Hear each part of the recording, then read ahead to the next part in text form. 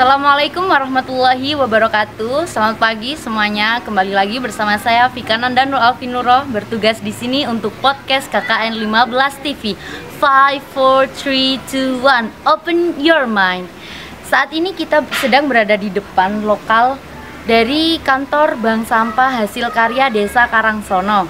Hari ini kita akan membuat podcast bersama Ketua Bank Sampah Hasil Karya dan salah satu perwakilan dari anggota kepengurusannya. Kira-kira nanti isi obrolannya apa aja? Langsung aja yuk. Tapi sebelum itu, jangan lupa dong prokes tetap kita perhatikan dengan baik dan jaga ya.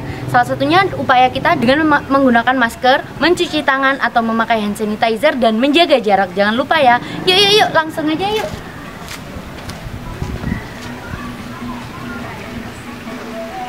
Saat ini kita sudah ada di depan kantor Bank Sampah Hasil Karya.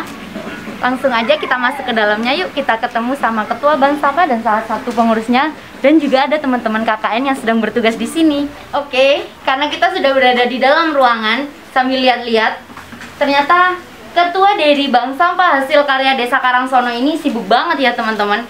Nanti kita bisa tanya-tanya. Ibu, selamat pagi. Selamat pagi. Maaf ya Bu, mengganggu aktivitas. Tapi sebelumnya boleh nggak Bu kita ngobrol santai dulu Bu? Kita boleh. pindah sebelah sana nggak apa-apa ya Bu? Mari, ya. Sambil kita pindah tempat duduk, boleh dong lihat-lihat kondisi di sekitaran ruangan ini ya Bu? Oh ya, silakan. Assalamualaikum warahmatullahi wabarakatuh. Selamat pagi semuanya. Salam sehat, salam sejahtera, salam bahagia untuk kita semua. Kembali lagi bersama saya Fikana dan Nur Alvinuro bertugas di sini untuk podcast KKN 15 TV. 5 4 3 2 1. Open your mind. Kali ini di samping saya sudah hadir salah satu narasumber spesial kita hari ini, karena kita hari ini ditemani langsung oleh Ketua Bank Sampah Hasil Karya Desa Karangsono ini. Tapi sebelum kita berbincang lebih jauh, marilah kita berkenalan terlebih dahulu ya, karena tak kenal maka tak sayang. Monggo Ibu. Oh ya. Assalamualaikum warahmatullahi wabarakatuh. Waalaikumsalam. Perkenalkan, nama saya yang asli itu Diah Handayani. Terus karena suami saya namanya Bapak Joko, jadi saya dipanggil, terkenalnya itu Bu Joko begitu. Oh, jadi dipanggil Bu Joko, bekennya Bu Joko itu karena nama suami ya Bu ya? Iya benar. Saya kira karena ibu penggerak aktif, penggerak utama sehingga dipanggil Bu Joko, seperti Bapak Joko Widodo kan pemimpin ya Bu ya, dipanggilnya Joko. Saya kira seperti itu, tapi karena panggilannya suami ya Bu ya? Iya. Baik, karena salah satu program utama dari pemerintahan kabupaten kali ini adalah SDSB ya Bu ya, satu desa satu bank sampah di Desa Karangsono ini. Bisa diceritain gak nih Bu, gimana sih Bu awal mulai terbentuknya Bank Sampah Hasil Karya di Desa Karangsono ini, dan sudah berjalan berapa lama? Awalnya itu berdirinya Bank Sampah ini, waktu itu saya dengan Bapak Lurah itu ada program kerja, yakni program PPL SBR, yang artinya program peduli lingkungan sampah berbuah rupiah. Dimulai dengan pembangunan TPS 3 di waktu itu tahun 2015 2016, dan sesuai dengan program pemerintah juga, bahwa selain adanya TPS 3R, kita juga wajib mengupayakan tersedianya bank sampah di desa. Beberapa kali pemerintah desa membekali training serta studi banding tentang pengelolaan sampah, seperti studi banding ke TPS 3R Dau Malang, Bank Sampah Sukun Malang, TPS 3R Talangagung Kepanjen Malang, serta beberapa kali mengikuti pelatihan tentang bank sampah. Dan alhamdulillah dengan dibantu teman-teman pendamping atau TPLD LH Kabupaten Pasuruan serta sinergi dengan TPPKK Desa Karangsono, maka di bulan Agustus tahun lupa saya 2019 dibentuklah unit bank sampah hasil karya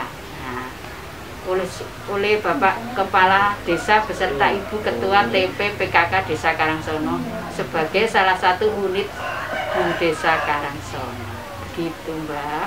Walah Bu, jadi perjalanan untuk sampai terbentuknya bank sampah hasil karya Desa Karangsono ini lumayan panjang ya Bu ya. Dan di sana itu salutnya lagi, sebelum terbentuk dan berdirinya bank sampah sendiri, masyarakatnya atau calon pengurusnya sudah dibekali dengan berbagai training dan studi banding atau study tour di berbagai TPS 3R di sekitar Malang ini ya Bu ya.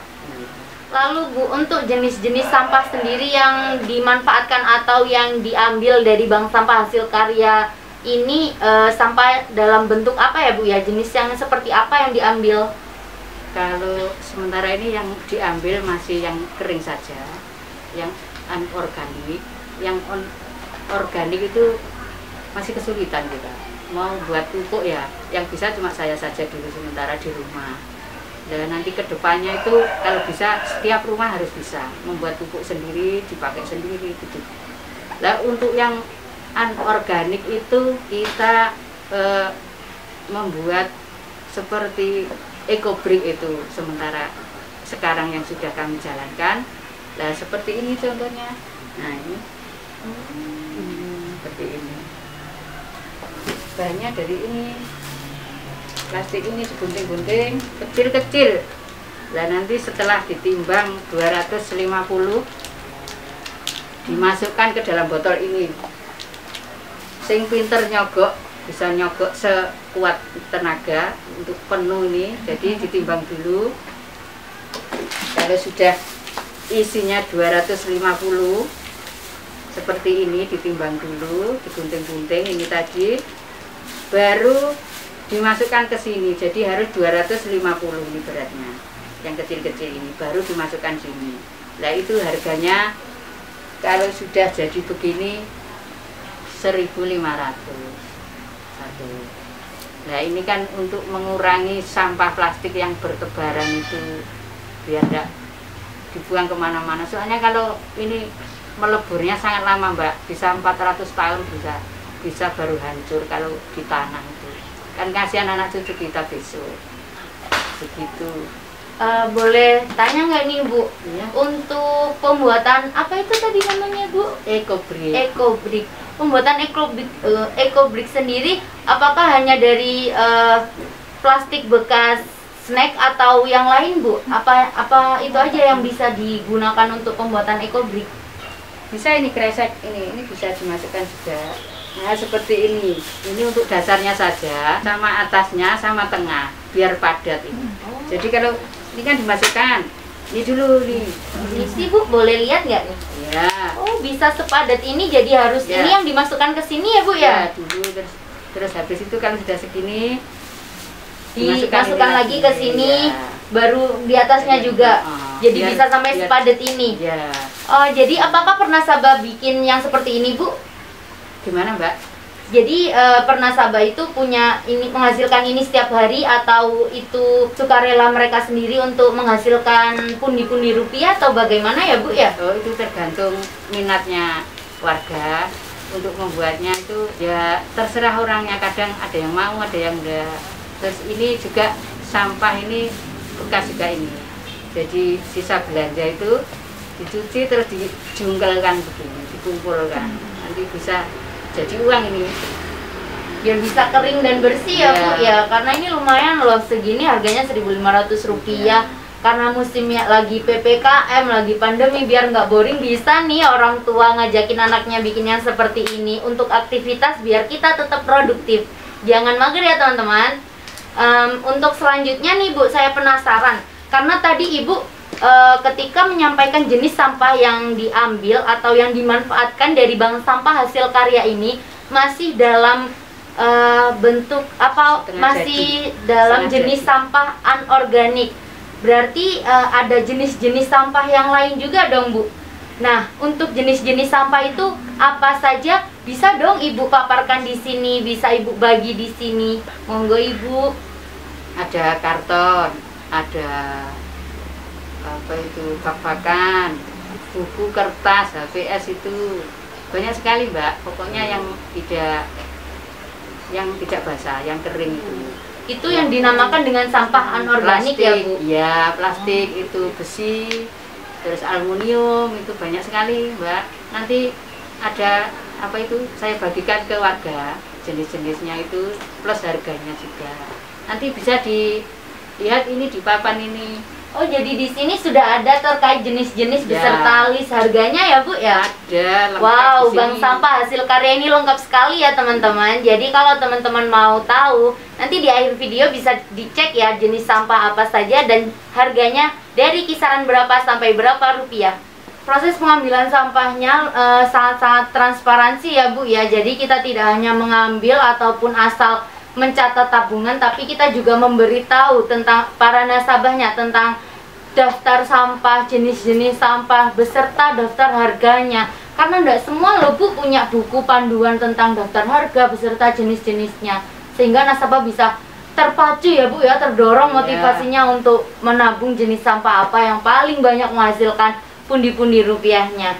Baik, untuk yang selanjutnya di sini tuh sudah ada berapa banyak nasabah sih Bu di Bank Sampah Hasil Karya ini sendiri, dan cakupan wilayahnya itu apakah dari luar Desa Karangsono ini bisa mengikuti menjadi nasabah di Bank Sampah Hasil Karya ini sendiri, dan kalau rute penarikannya itu paling jauh dari mana saja ya Bu ya? Alhamdulillah untuk saat ini nasabah sudah ada 90 orang.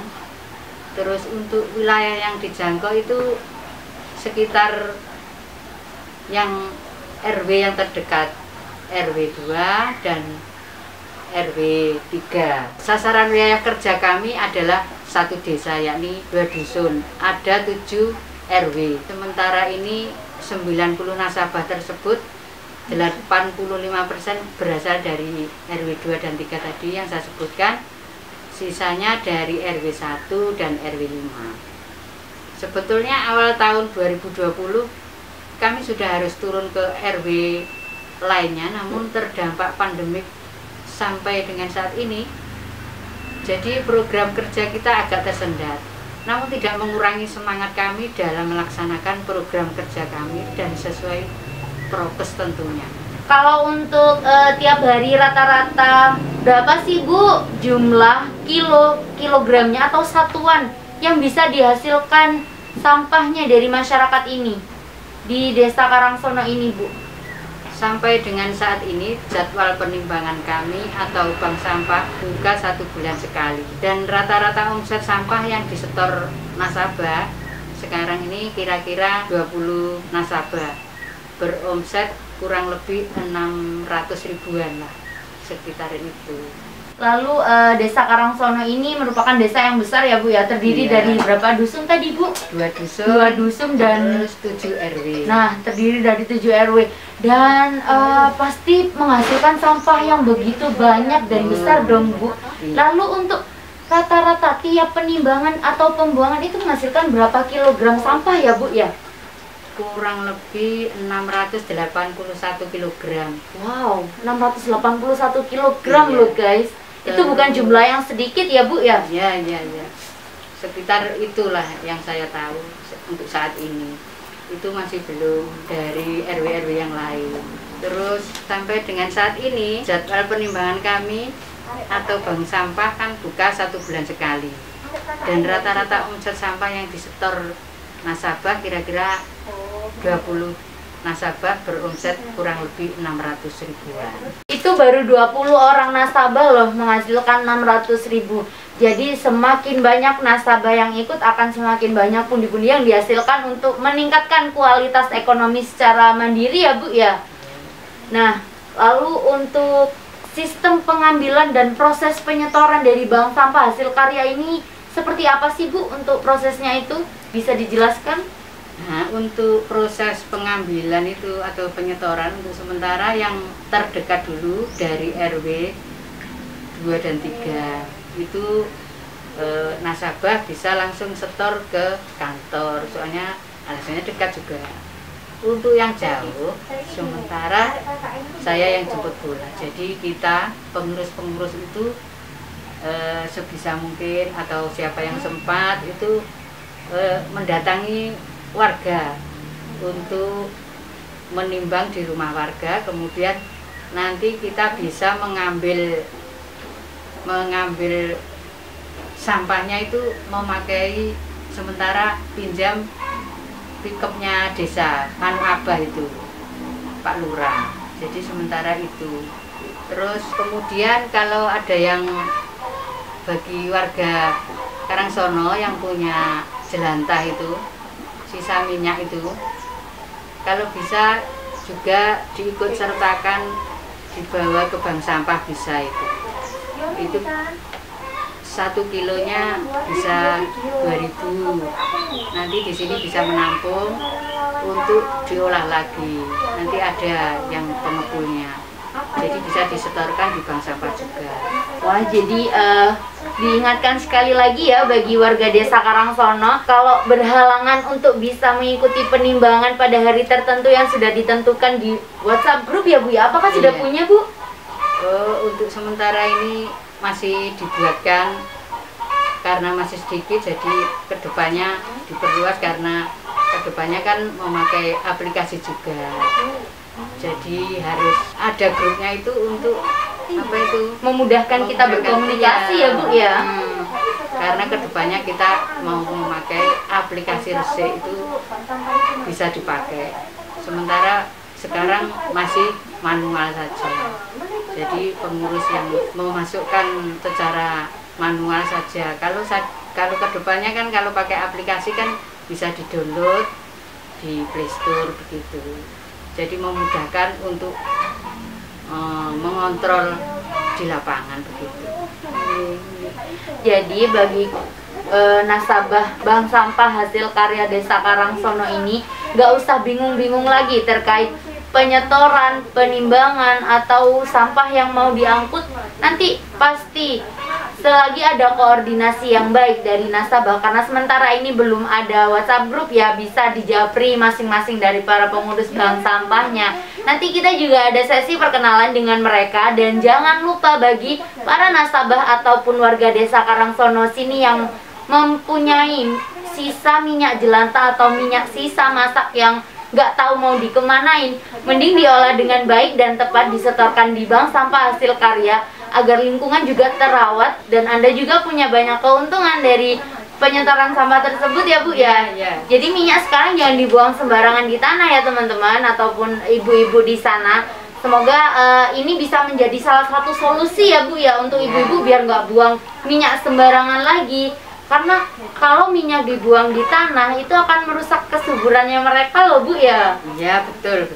Lalu dari semua itu tadi, karena kita bank sampah pasti berhubungan dengan uang dan keuntungan ya Bu. Jadi pengambilan uangnya itu proses pencairan dananya nggak seribet itu ya Bu ya, bukan seperti di bank-bank resmi pada umumnya. Jadi nggak ada aturan yang terikat atau meribetkan kalian atau para nasabahnya. Monggo silakan langsung, cukup dengan membawa buku tabungan yang Anda miliki, khususnya tabungan bank sampah ya, bukan tabungan yang lain. Langsung menghubungi para pengurus yang bersangkutan dan memaparkan kenapa mau mengambil tabungannya. Meskipun itu hak kita, namun kita juga harus mematuhi bagaimana peraturan yang berlaku dalam sistem masih bank sampah tersebut. Dan pada umumnya ibu-ibu bank sampah ini jadi sistem jimpitan ya Bu ya, kalau ibu-ibu bahasa ibu-ibunya itu. Jadi bisa diambil 1 tahun sekali, entah mau Ramadan ataupun ketika saat mau Lebaran ya Bu. Baiklah Ibu, semoga harapan-harapan dan rencana baik cita-cita bersama semua pengurus bank sampah hasil karya desa Karangsono ini bisa terlaksana dengan baik dan diberi kemudahan ya Bu. Dan semoga tetap kompak dan mendapatkan support penuh, karena mengingat ini cita-cita bersama yang gunanya untuk masa depan anak cucu kita bisa merasakan bagaimana segarnya dan asrinya alam tanpa ada kerusakan ekosistem di dalamnya karena sampah yang tidak ditanggulangi dengan baik. Baik pemirsa, sekiranya cukup sampai di sini. Apabila ada kata yang kurang berkenan, mohon maaf yang sebesar-besarnya. Akhirul kalam, Fika Nandanul Alfinuro bertugas di sini untuk podcast KKN 15 TV. Wassalamualaikum warahmatullahi wabarakatuh. Waalaikumsalam warahmatullahi wabarakatuh.